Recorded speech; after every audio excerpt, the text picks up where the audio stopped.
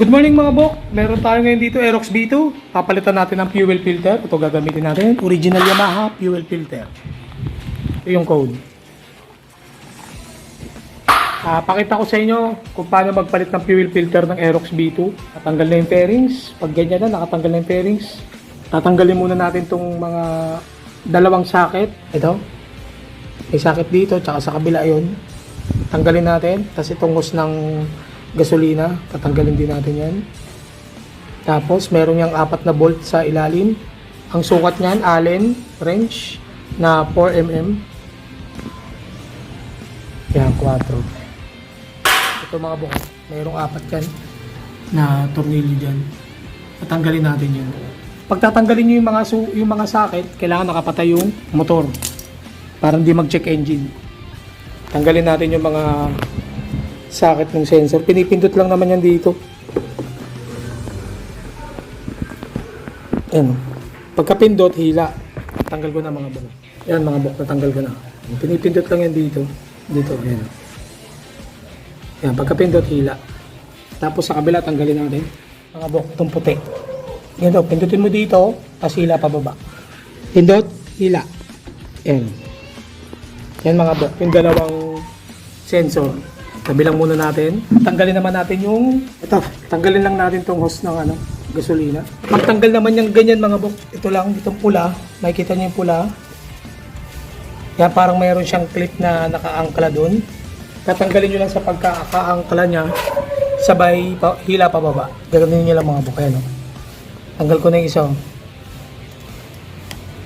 Tapos isa lang yung itong isa rin.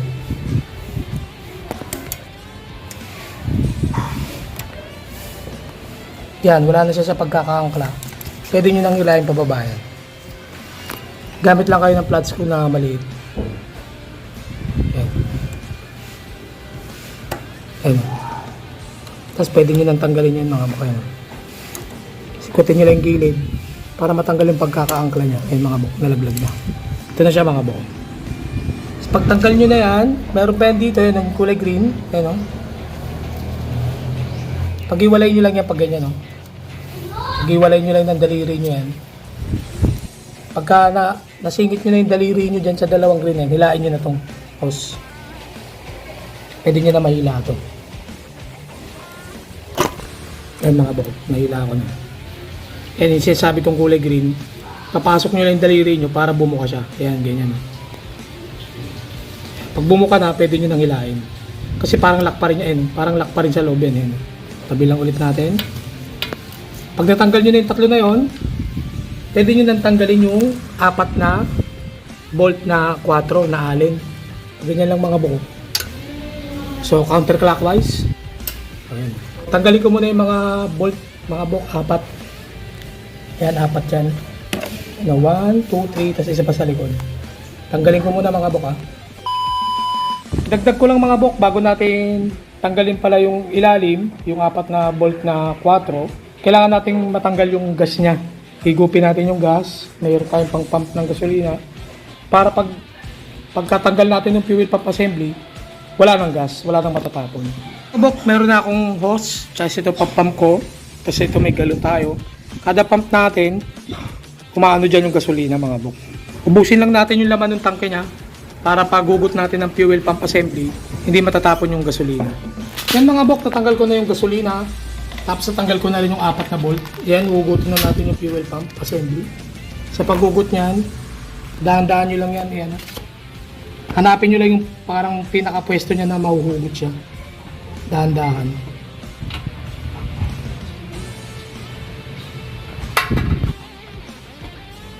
Lalabas yan mga bok, wag nyo lang pilitin. Maano nyo naman yun, mararamdaman nyo naman yun. Kung saan yung way ng palabas nyo.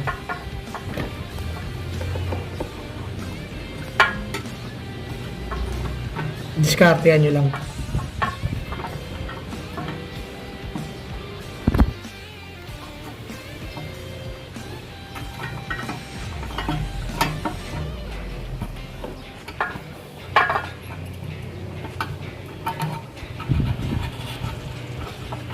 Yan.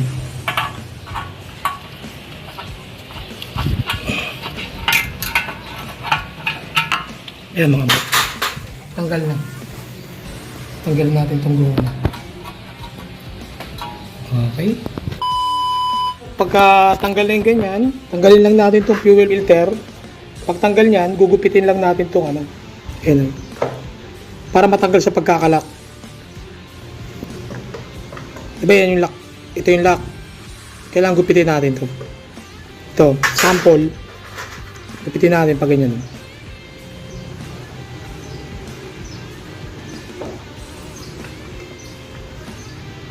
Ayan mga bong. Gupitin ko na. Kabila, dalawa yan. Pag nagupit nyo na yung kabilaan mga bok, pwede nyo nang hilain itong fuel filter. Ayan mga bok.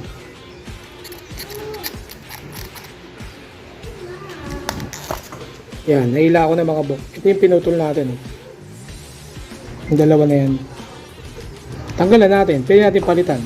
Buksan natin itong fuel filter mga bok. Ito na siya. Yung bagong fuel filter natin. Original Yamaha mga bok. Tanggalin natin itong pinakalak sa ibabaw. Sa butas niya. Ayan, tanggalan natin. Pagka ganyan na, pwede nyo na siyang ipasok doon sa pinagtanggalan natin ng luma. Yan na itsura niya mga bok. Tignan natin itong bago. Ganun lang din, pag ganyan no. Shoot nyo lang yan sa butas dito. Itong dalawa. Pag ganyan mga bok. Ayan, pag ganyan. Tulak lang. Yung tulak nyo mga bok medyo malakas. May konting diin, may konting pwersa. Nakikita nyo man yan pag nag-lock na yan. Mapapansin nyo yan. Ayan mga bok. Kumagat na yung lock niya. Ayan yung lock niya. Sa kabila rin, kumagat na. Ayan, kumagat na yung lock. Pag kumagat na yan mga bok, goods na yan. Tapos pwede natin ibalik. Medyo madumi. Punasan lang natin. Pinunasan ko na rin tong ano, goma. Bali dito nakalagay siya sa ilalim ng fuel pump. Pasok lang natin. Itong flat na side, yan yung dito sa nakapailalim. Itong medyo may mga dumi-dumi pang natira konti. Yan yung sasayad dun sa may tangke. Kaya pabalik ng ganyan. Hindi naman kayo magkakamali sa pagbabalik nito kasi meron yung palatanda. Yan, tatapat nyo lang yan sa mga ano niya. Sa gatla. Yan. May dalawang gatla yan mga bok. Yan, dalawa. Yan. Sa dalawa, tatapat nyo lang yan dyan. Pag ganyan. Kaya hindi kayo magkakamali dyan. Tapos, fit nyo lang bago nyo balik. Lagyan lang natin ng konting grasa. Yan, konti lang. Yan, parang ganun lang. Paikot. Lagyan ko muna mga bok. Nalagyan ko na ng konting grasa, yung goma, para mag-fit siya ng maayos mamaya doon sa tangke. Babalik na natin yung fuel pump. Pinunasan ko na rin tong butas dito. Yung pagpapasukan para malinis din yung pagpapasukan. Ganun lang ulit, dahan-dahan yung ipasok. Yan, ito munang floater. Yan, floater. Pasok ng floater. Yung filter naman.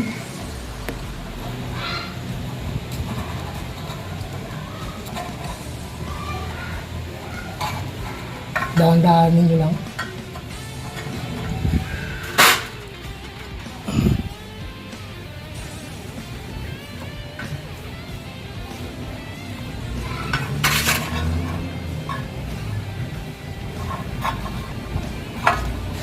Yan. Hindi na kayo magkakamali sa pagbabalik na ito kasi may guide din to.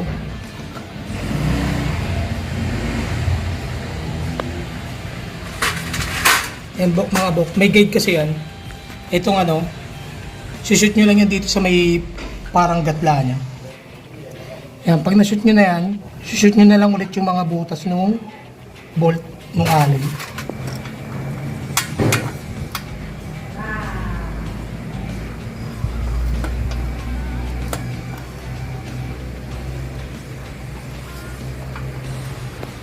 Kita na natin mga bok yung mga bolt. Lapat lang muna natin bago natin ikitan ng final. Yan, paglapat na, pwede natin ikitan ng final.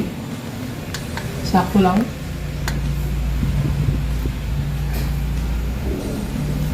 pag nalapat nyo na yan, nabalik nyo na yung mga bolt, balik natin yung mga sensor. Ito muna puti, dito yan. Ito namang isang sensor dito. Kailangan nyo marinig nyo yung click. Ayan o. Tapos itong hose ng gasolina. Balik natin. Shoot nyo lang yan. Ayan, pumasok na. Lagyan natin yung lock. Itong pula. Lagyan natin. Shoot nyo lang dun sa pinagtanggalan nyo kanina.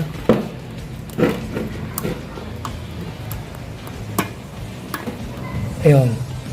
Tapos, balik natin yung gasolina. A few inches later. Napalitan natin fuel filter. Try natin paandarin. So, bago natin paandarin, buksan lang muna natin siya ng 3 beses. On, off, on, off, on, off. Yan. On. Yan. Pagka on, off nyo ulit. Para umigop na ng gasolina yung filter natin. Isa pa. On. Off. Last. Para umigop na siya ng gasolina. Try natin paandarin mga bok. Okay na. Good sa tayo mga bok. So, balik natin yung mga fairings. Kung paano ko ibabalik, ganun ko lang din tinanggal yun mga bok. So, kung paano tanggalin, balik ta rin nyo na lang itong gagawin ko ngayon para maano nyo. May step by step nyo. Ang Araro ni Aerox B2, magkasama na, hindi magkahiwalay. Hindi katulad kay NMAX. Magkahiwalay itong dalawa. Kay Aerox, magkasama na yan kay Aerox B2. Tapos itong angkla na to, i-angkla lang natin yan sa bakal dun. Balik natin.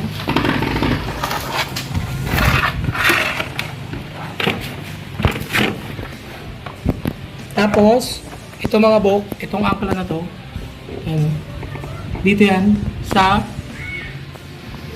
dito, yan, dyan yan ipapasok. Tapos itong hose ng gasolina, dito yan sa butas. Pag nakabit nyo na yung Araro, tsaka yung bangka, balik na natin yung footboard. Balik natin yung footboard. Yan, shoot nyo lang to. Dito yan.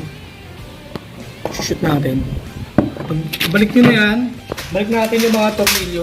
Dito mga bok, meron yung Philip. Dito. Lagay natin. Dito, 10mm. Dito may dalawang G's. Sa footboard, dalawa. Dito, dalawang 10mm. Bali, huwag kayo magkakamali ng balik mga bok. Mapapansin nyo itong isa may leeg. Ito wala. Yung may leeg, dito yan sa may gilid. Dito naman sa may footboard, yung walang leeg. Yan. Yung walang leeg, dito yan sa tapakan. Tapos, may dalawang Philip na kulay silver. Dito, sa footboard.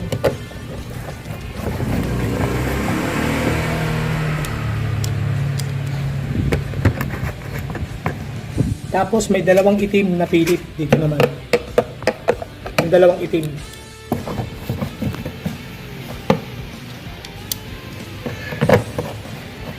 Pag nabalik nyo na yung mga bok, balik natin yung dito, yung Z. Balik natin yung Z. Pasok na dito.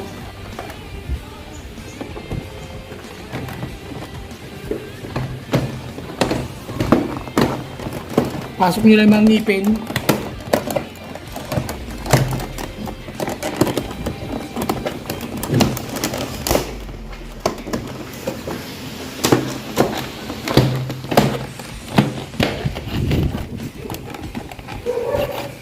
Tornilyo naman yun mga bok.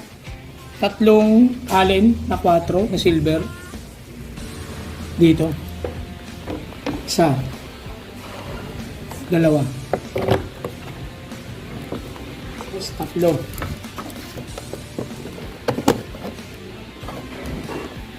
Tapos isang push clip dito sa ilalim.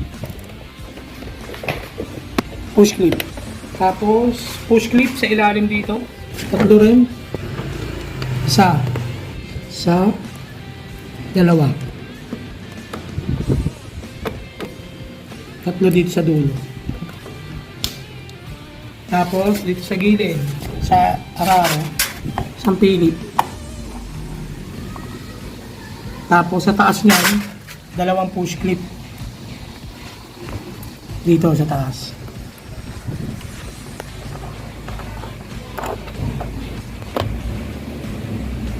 Dalawang push clip.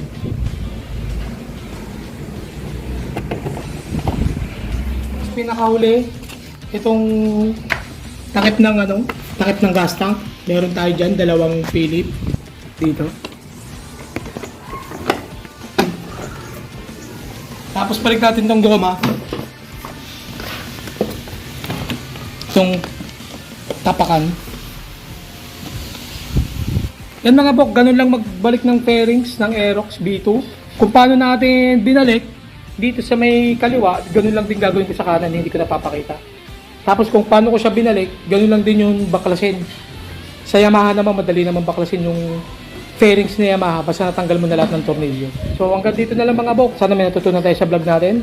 So hanggang dito na lang mga bok, salamat.